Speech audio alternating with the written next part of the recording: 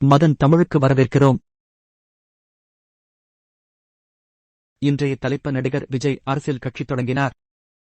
நடிகர் விஜய் தனது அரசியல் கட்சியான தமிழக வெற்றிக் கழகம் தி.கே.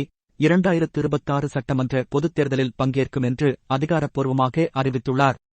2024ஆம் ஆண்டு நடைபெறவுள்ள நாடாளுமன்ற பொதுத் தேர்தலில் தமது கட்சி போட்டியிடாது அல்லது எந்தவொரு கட்சிக்கும் ஆதரவளிக்காது என அவர் தெளிவுபடுத்தியுள்ளார். அதிகாரப்பூர்வ அறிவிப்பின் மூலம் கடந்த சில மாதங்களாக தனது அரசியல் பிரவேசம் குறித்த ஊகங்களுக்கு முற்றுப்புள்ளி வைத்தார். தி.கே.யின் தலைவர் என்ற முறையில் நடிகர்களின் ரசிகர் மன்றமான விஜய் மக்கள் இயக்கம் மேற்கொண்ட சமூக சேவையை விஜய் ஒப்புக்கொண்டார். ஒரு தன்னார்வ தொண்டு நிறுவனத்தால் மட்டும் விரிவான சமூக, பொருளாதார மற்றும் அரசியல் சீர்திருத்தங்களை கொண்டு வர முடியாது என்று கூறி ஒரு அரசியல் அமைப்பின் அவசியத்தை அவர் வலியுறுத்தினார். அரசியல் அதிகாரம் அவசியம்.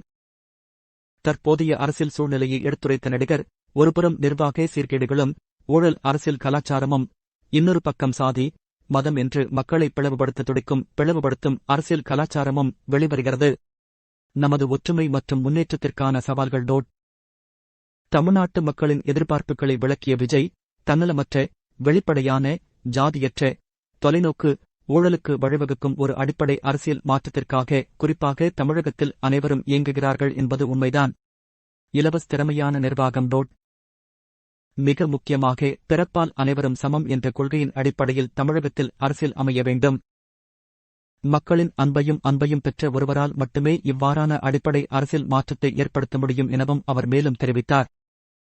தனது அரசியல் கட்சியைப் பற்றிய நுண்ணறிவுகளை வழங்கிய அவர், தனது சார்பாக தமிழக வெற்றிக் கழகத்தை வெள்ளிக்கிழமை தேர்தல் ஆணையத்தில் பதிவு செய்ய நடவடிக்கை எடுக்கப்பட்டுள்ளது என்றார். முன்னதாக கட்சியின் பொதுக்குழு மற்றும் செயற்குழு கூட்டத்தின் போது கட்சியின் தலைவர் மற்றும் கட்சியின் தலைமையகத்தின் அலுவலக பொறுப்பாளர்கள் தேர்ந்தெடுக்கப்பட்டதாகவும் கட்சியின் துணைச் சட்டங்களுக்கும் அமைப்பின் ஒப்புதல் பெறப்பட்டதாகவும் அவர் மேலும் கூறினார். தேர்தல் ஆணையத்தில் அரசியல் கட்சி பதிவு முடிந்து நாடாளுமன்ற பொதுத் தேர்தல் முடிந்ததும் தனது அரசியல் பயணம் தொடங்கும் என்றும் அவர் கூறினார். அரசியல் என்பது மற்றொரு தொழில் நடவடிக்கை அல்ல என்று விஜய் கூறினார். பலரிடம் பாடம் கற்றுத்தான் நீண்ட நாட்களாக அரசியலுக்கு தன்னை தயார்படுத்தி வருவதாகவும் அவர் மேலும் தெரிவித்தார். அரசியல் எனக்கு பொழுதுபோக்கு அல்ல, அதுவே எனது ஆழ்ந்த ஆசை. நான் அதில் என்னை முழுமையாக ஈடுபடுத்த விரும்புகிறேன் என்று அடிக்கோடிட்டு, இடையூறு இல்லாத அரசியல் பணிகளை உறுதி செய்ய தான் கமிட் செய்த படங்களை முடிக்கப் போகிறேன் என்று கூறினார். பொதுக்குழு மற்றும் செயற்குழு கூட்டத்தின் போது கட்சியின் தலைவர் மற்றும் நிர்வாகிகள் தேர்ந்தெடுக்கப்பட்டதாகவும் கட்சியின் துணை விதிகளுக்கும் அமைப்பின் ஒப்புதல் பெறப்பட்டதாகவும் விஜய் கூறினார். கட்சிப்பதிவு மற்றும் நாடாளுமன்ற தேர்தலுக்கு பிறகு தனது அரசியல் பயணம் தொடங்கும் என்றும் அவர் கூறினார்.